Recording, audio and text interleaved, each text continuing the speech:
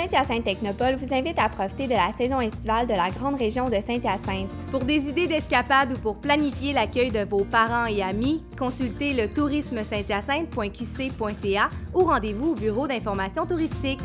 En tant que députée de Saint-Hyacinthe, il me fait plaisir d'appuyer l'émission Sortie Mascoutaine qui met en valeur notre grande région.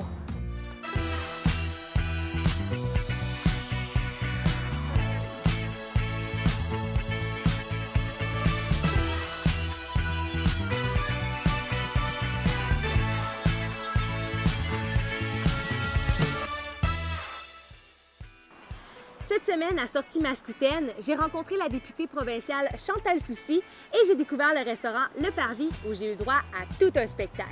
Et parlant de spectacle, je me suis surprise à en donner moi-même tout un parce que j'ai dansé à la manière de la Côte d'Ivoire lors des rendez-vous culturels. Et parlant de ça, je dansais pas si mal. Saint-Hyacinthe est une ville touristique qui est ouverte sur le monde et il suffit de regarder autour de moi pour le comprendre parce que c'est une nouveauté depuis l'an dernier, les samedis culturels. Dans l'été, on met à l'honneur une dizaine de pays et je suis avec l'organisatrice, Mme Karen Bandaman, qui fait partie de l'organisme Forum 2020. Bonjour. Bonjour. D'où vient cette idée de faire les rendez-vous culturels? Les rendez-vous culturels, c'est vraiment une initiative de M. Simon Cusson, qui est le directeur de la Société de développement du centre-ville de Saint-Hyacinthe, qui a voulu donner cette touche de diversité culturelle à ce qui existait déjà depuis des années, qui est le marché de l'art. Mais il a contacté Forum 2020 pour cette implication-là, pour qu'il y ait chaque semaine de nouveaux pays, de nouvelles communautés installées à Saint-Hyacinthe qui viennent faire découvrir leur culture aux Mascoutins. Et vous avez une tenue traditionnelle dans vos mains. Est-ce que je peux l'essayer? Ben oui, absolument. Donc, on va vous faire porter un morceau de la Côte d'Ivoire. Donc, ça, c'est vraiment un pagne tissé. C'est vraiment tissé à la main. Ça vient du centre de la Côte d'Ivoire. Et voilà. Et voilà, vous êtes ivoirienne.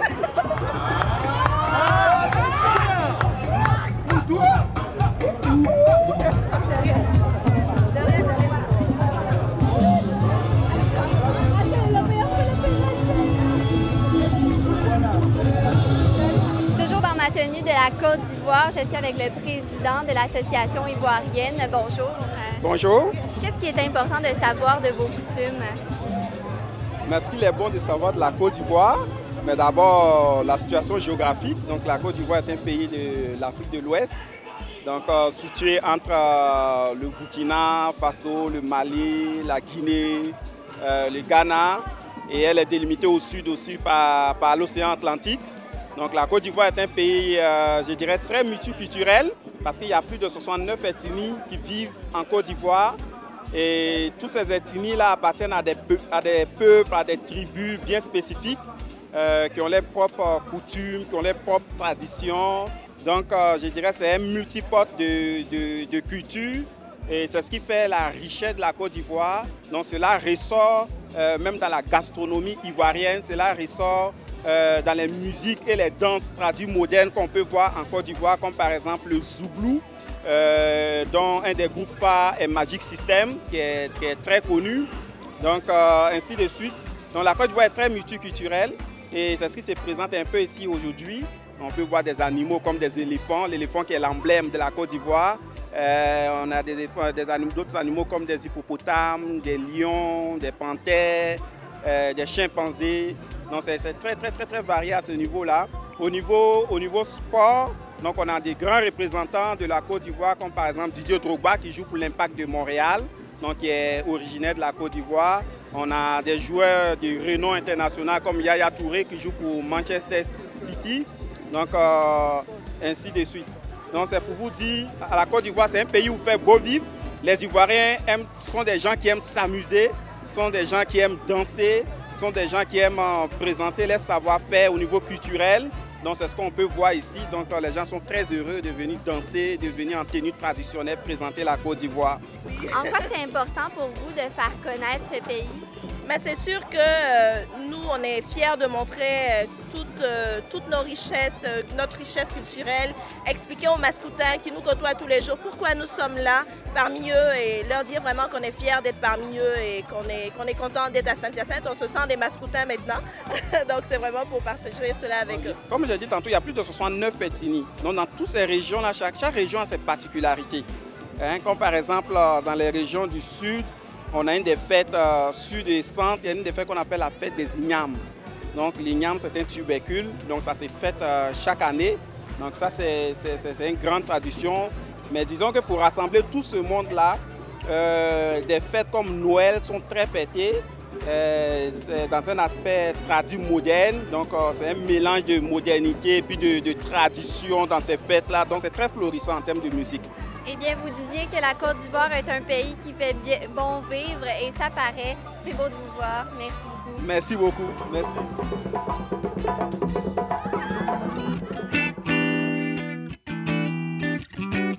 Chantal Soucy, merci d'avoir accepté notre invitation à Sortie Mascoutaine. Le plaisir est pour moi.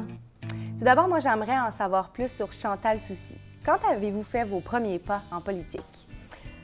Bien, je dirais que dès mon bas âge, j'entendais mes parents discuter de politique à la maison, d'enjeux sur l'agriculture, parce que je suis une fille de producteur agricole. Alors, ça a toujours été présent dans la famille.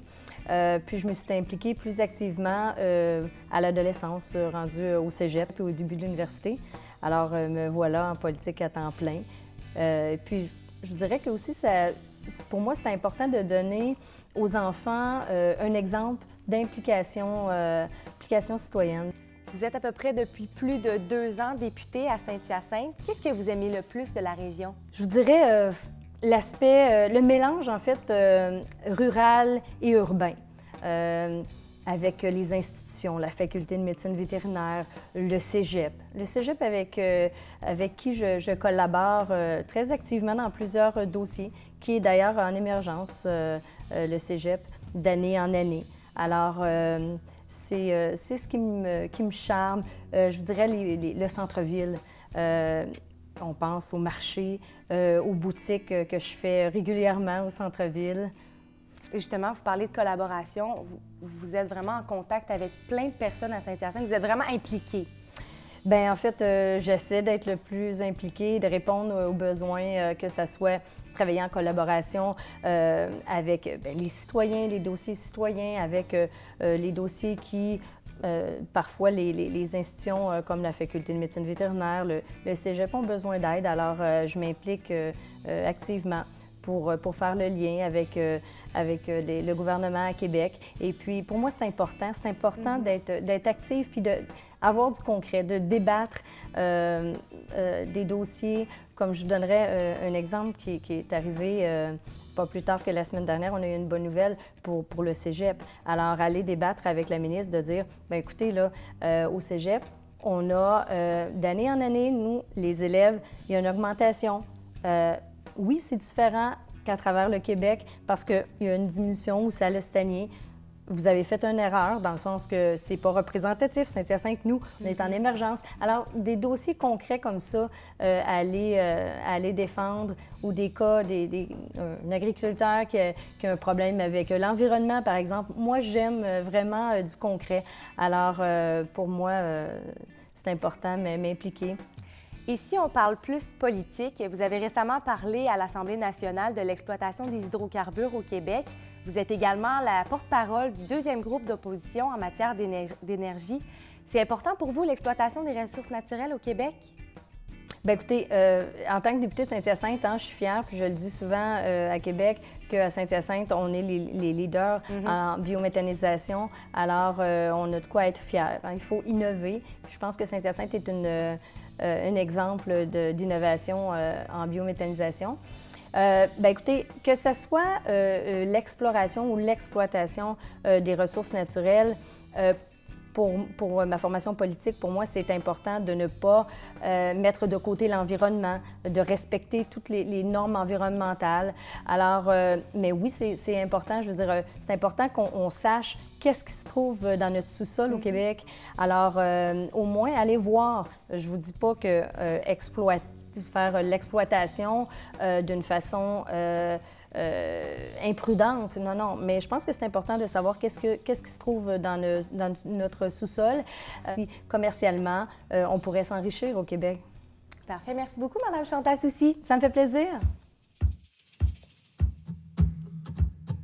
Alors en réalité, ce que c'est la randonnée mascoutaine, c'est que c'est une espèce de circuit à travers la ville de Saint-Hyacinthe qui amène aux endroits les plus importants. Je vais vous inviter à aller à notre présentoir pour voir nos autres attraits touristiques. Merci.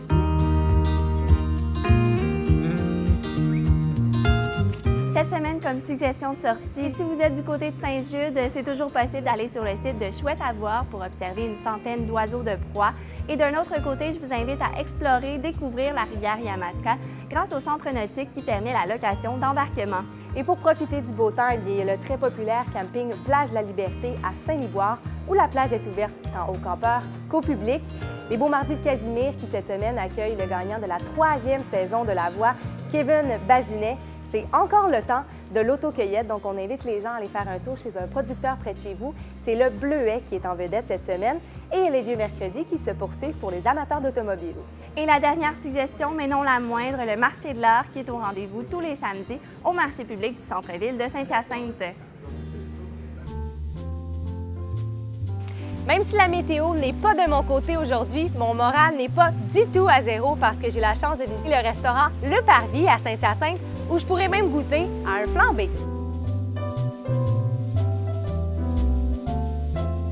Je suis présentement avec Denis Côté, qui est chef cuisinier et propriétaire ici au restaurant Le Parvis à Saint-Hyacinthe. Bonjour, Monsieur Côté. Bonjour.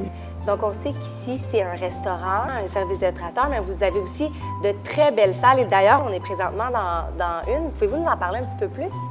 Bien, cette salle-là est ouverte sur réservation. C'est-à-dire que c'est une salle qui contient, je vous dirais, en moyenne de 80 personnes, mais on peut aller jusqu'à 100 personnes faciles. On a une passerelle en haut qui donne 24 personnes additionnelles. Donc, le total, c'est 125 qu'on peut calculer là, potable, là, si c'est plein. Avez-vous un mets préféré, un mets coup de cœur ici au Parvis? J'en ai deux. Premièrement, on aime beaucoup cuisiner les abats. Alors, si vous êtes de Saint-Hyacinthe ou de l'extérieur, le riz de veau, c'est pas n'importe qui fait ça, mais on peut se vanter que c'est bien réussi. Et les connaisseurs viennent ici pour manger du riz de veau. Et le deuxième, bien, j'aime bien faire des flambés comme les Châteaubriand. Bien justement, il va tout de suite à l'instant, on va goûter un flambé du restaurant Le Parvis. Attention des cheveux.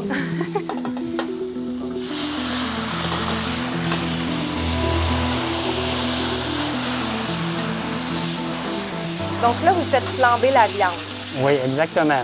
Et qu'est-ce que ça change, flamber ou cuit? Le goût? Il est déjà, je te dirais, aux 3/4 cuit. OK. Mais ce qui est le fun, c'est que ça va donner une saveur à la pièce de viande parce qu'il ne faut pas négliger que c'est de l'alcool. On flambe au cognac, hein, dans le fond. Ça va faire une belle couleur aussi et ça va donner beaucoup de saveur. Vous servez ça avec une petite sauce? Aujourd'hui, j'ai choisi une sauce forestière, une sauce aux champignons. Et là, normalement, dans un Châteaubriand, il faut qu'il y ait une jardinière de légumes. On parle tout le temps de 5 choix de légumes. Vous voyez, il y a des asperges parce qu'on est en saison. Mais j'aime beaucoup travailler la tomate à la provençale un petit peu gratinée. Les gros champignons qui sont poêlés. Ensuite, ça, c'est un daikon. C'est un genre de... C'est pas courant, là. Non. C'est un navet japonais, si on veut, qui est beaucoup plus doux que du navet. Et on le traite au curcuma parce qu'on aime travailler avec les couleurs. Et vous y allez avec des légumes qui sont frais du Tout le moment? Tout le temps des légumes frais. Légumes de saison? Ouais. Et bien, si vous visitez notre contour de bâtisse, en arrière, j'ai un petit jardin de fines herbes et de fleurs. Fait que tout ce que vous voyez, les fleurs, ils sont consommables, c'est bon. Des fleurs comestibles? Oui, c'est ça, comestibles si on veut. Est-ce qu'on va y goûter? On y goûte. On y goûte? Oui. Super! En restauration, on est peut-être à peu près les seuls qui fait un spectacle d'un bon uniforme au niveau professionnel. Et les gens qui demandent ça s'attendent à un service semblable. Et on les voit comme ils sont heureux d'avoir commandé ce plat-là. Et pour vous, c'est important de leur faire passer un beau moment. Oui, c'est important, oui. Donc, on invite les gens à venir faire un tour ici au restaurant Le Parvis à Saint-Hyacinthe. Et je peux vous assurer que c'est vraiment délicieux. C'est ce qui conclut déjà cette émission, mais soyez des nôtres la semaine prochaine puisqu'on vous donne un aperçu de l'exposition agricole et Marie-Pierre profite de l'arrivée des bleuets pour aller en cueillir quelques-uns à la bleuetière Le Rêve Bleu. Mais c'est pas tout parce que je m'en vais également à la plus grande vente trottoir au Québec, ici à Saint-Hyacinthe, du 13 au 17 juillet. Bye tout le monde!